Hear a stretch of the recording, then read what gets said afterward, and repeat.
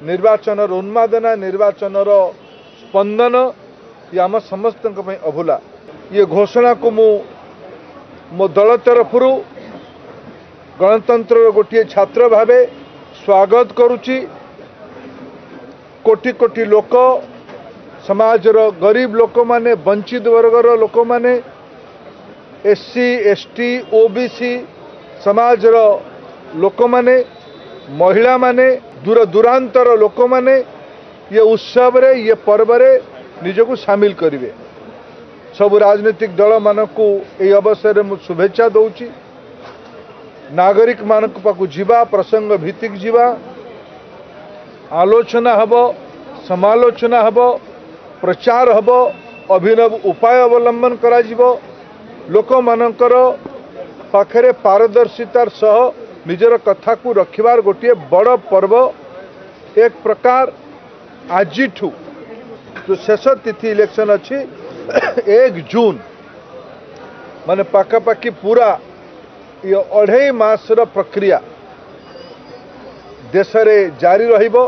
पृथ्वी या बड़ अपेक्षार सह बड़ उत्कंठार सह अपेक्षा करिछि। का मनरे कौन संदेह नहीं जे एई थरर रिजल्ट कौन हबो।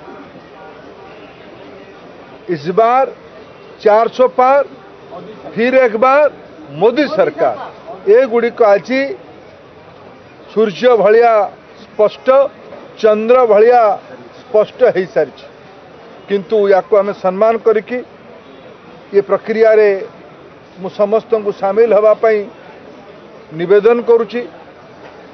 एथिरे भाग नेबापाई निवेदन करुच्ची, नेतृत्व नेबापाई निवेदन करुच्ची। समस्त भूमिका अच्छी 140 कोटी भारतीयंकर जो माने भोट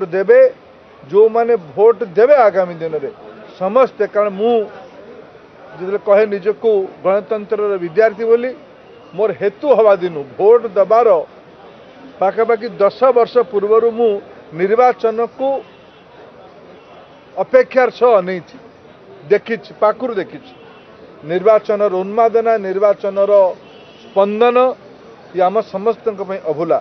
आम राज्य प्रथम तिथि हम भारत वर्ष 19 अप्रैल रु आरंभ होइकी 1 जून पर्यंत चलिबो। 7टी फेज रे निर्वाचन हम 4 जून रे फलाफल बाहरिबो।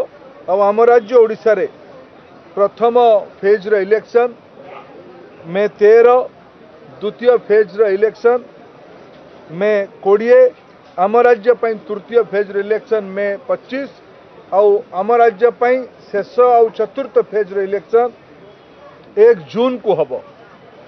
मु आज रे अवसर रे मु आपन समस्त सहयोग कामना करुच्ची। गणतंत्र सफलता पाई सहयोग कामना करुच्ची। गरीब लोक मानकर हित को मुखर रूपे आपण माने ए समय ही उठेबे ए अपेक्षा भी रखुची।